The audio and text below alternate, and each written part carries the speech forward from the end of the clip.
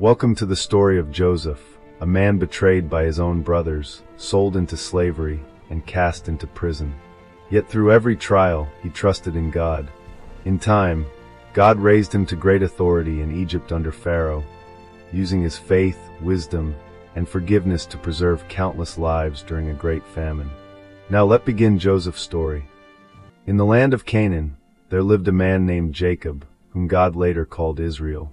Jacob had 12 sons, and from these sons would come the 12 tribes of Israel. Among all his children, Jacob loved one son more than the others. That son was Joseph. Joseph was the son of Jacob's beloved wife Rachel, and he had been born when Jacob was already old. Because of this, Jacob cared for him deeply and treated him with special affection. But the love Jacob showed Joseph would soon lead to jealousy, betrayal, suffering, and eventually a story of forgiveness and redemption that would change the lives of many people. Joseph was about 17 years old at this time. He often worked with his older brothers, helping care for their father's flocks of sheep and goats. But Joseph was different from his brothers. He was thoughtful and honest, and when he saw wrongdoing among them, he reported it to their father. This did not make his brothers like him very much. One day Jacob gave Joseph a special gift, a beautiful coat of many colors or ornate robe. The robe showed everyone that Joseph was favored by his father. Joseph, my son, this coat is a symbol of my love. Father, it's beautiful. Thank you. Why does he get such favor? Wow, it's so colorful! When the brothers saw this robe, their anger grew. They thought, "Why does our father love him more than us?" Their jealousy turned into hatred, and they could no longer speak kindly to Joseph. Joseph also had dreams that seemed strange and mysterious. One day Joseph said to his brothers, Listen to this dream I had. We were all tying bundles of grain in the field. Suddenly my bundle stood tall, and your bundles gathered around and bowed down to mine. His brothers became furious. "So you think you will rule over us?" they asked angrily. Joseph had another dream. He said, "I dreamed that the sun, the moon, and 11 stars bowed down to me." When Joseph told this dream to his father and brothers, even Jacob became concerned. "Will your mother and I and your brothers really bow down before you?" Jacob asked. Still, Jacob kept these things in mind. But Joseph's brothers hated him even more because of his dreams. One day Jacob sent Joseph to check on his brothers, who had taken the sheep far away to graze. Joseph traveled a long distance across the fields until he found them near Dothan. As the brothers saw him coming from far away, they began to whisper among themselves. Look, here comes the dreamer. Let us kill him and throw him into a pit. Then we will say a wild animal devoured him. But the eldest brother, Reuben, did not want Joseph to die. "Do not take his life," Reuben said. "Throw him into this pit instead." Reuben secretly planned to rescue Joseph later and bring him back to their father. When Joseph arrived, the brothers grabbed him roughly. They tore off his beautiful robe and threw him into a deep pit in the ground. The pit was empty and dry. Joseph cried out to them for mercy, but they ignored him. Then they sat down to eat a meal. Soon they saw a caravan of traders traveling toward Egypt. Judah spoke up and said, What profit is it if we kill our brother and cover up his blood? Let us sell him to the Ishmaelites, and let not our hand be upon him, for he is our brother, our own flesh. The others agreed. Brothers, So they please, pulled Joseph don't out do of the this. pit and Quiet, sold him Joseph. for It's 20 for the pieces best. of silver.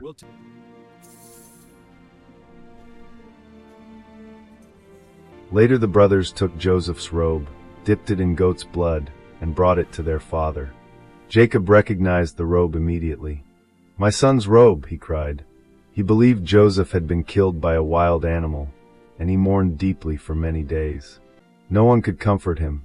Meanwhile, Joseph had been taken to Egypt and sold to an officer of Pharaoh named Potiphar, captain of the guard. Even though Joseph was far from home and now a slave, the Lord was with him. Joseph worked faithfully in Potiphar's house, and everything he did prospered.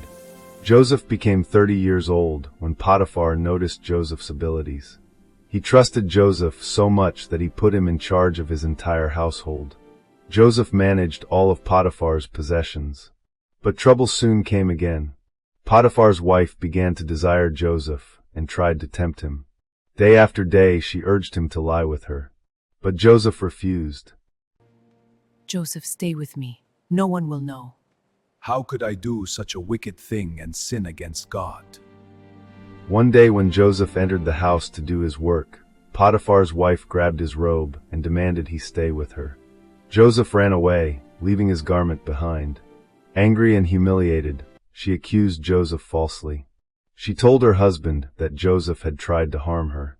Potiphar became furious and had Joseph thrown into prison. Even in prison, God was with Joseph.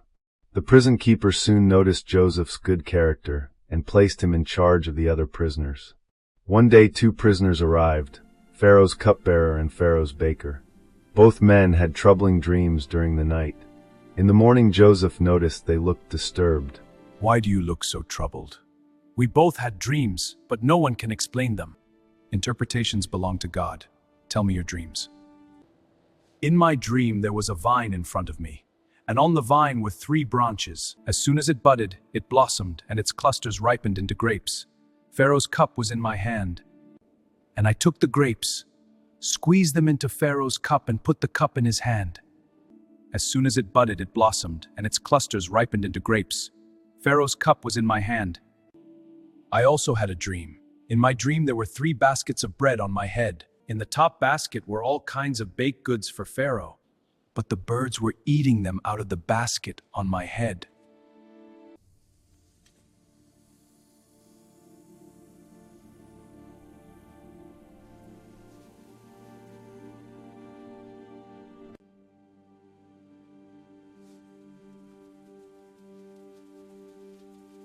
After hearing their dreams, Joseph explained their meaning. This is the meaning of your dream.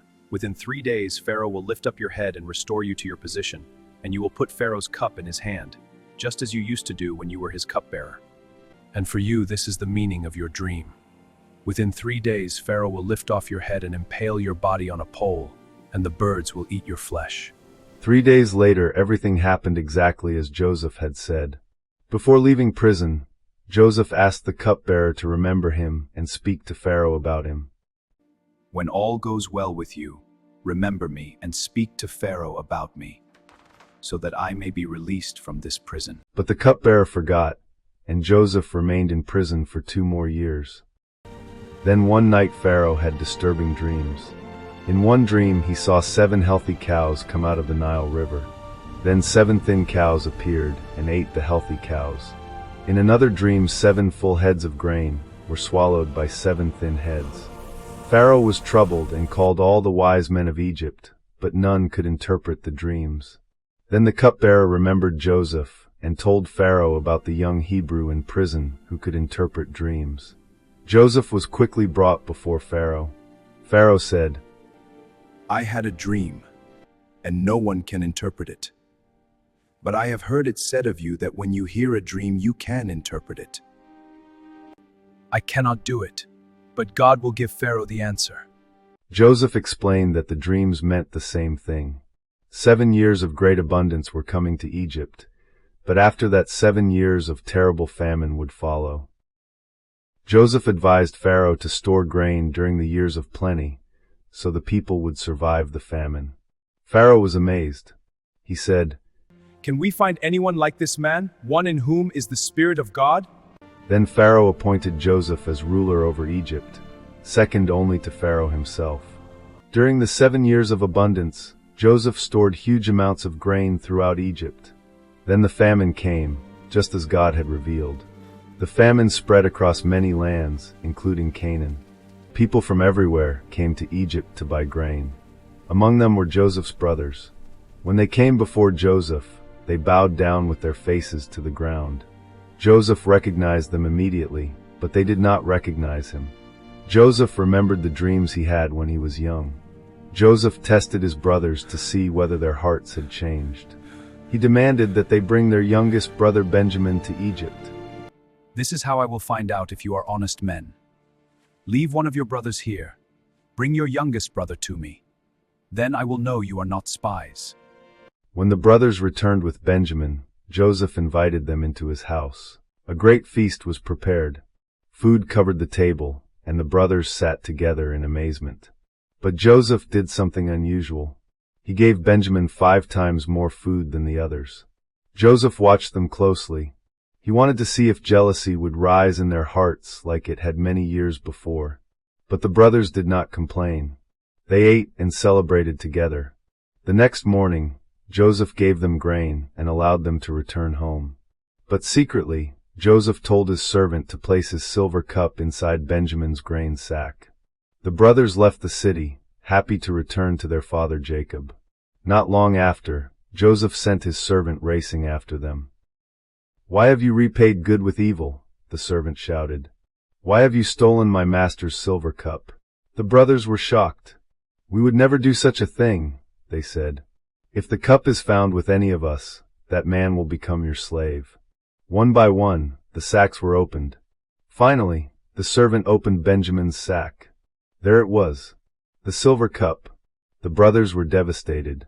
They tore their clothes in grief and returned to the city. Standing before Joseph again, they fell to the ground. Joseph said firmly, "The one who had the cup will stay here as my slave. The rest of you may go back to your father." This was the test Joseph had been waiting for. Would they abandon Benjamin the way they once abandoned him? Then Judah stepped forward and pleaded for mercy. "My lord," Judah said with deep sorrow, "our father Jacob loves this boy dearly. If he does not return home, our father will die from grief. Please let me stay here as your slave instead of Benjamin." At that moment, Joseph knew the truth. His brothers had changed. Joseph could no longer hold back his tears. He began to weep loudly. Then he revealed himself to his brothers. "I am Joseph," he said. "Is my father still alive?" The brothers were terrified and could not speak. Joseph said to his brothers, "Come close to me." So they did. Then he said, "I am your brother Joseph. I'm the one you sold into Egypt. But don't be upset, and don't be angry with yourselves because you sold me here. God sent me ahead of you to save many lives." Joseph forgave his brothers completely. Now the report was heard in the house of Pharaoh, saying, "Joseph's brothers have come."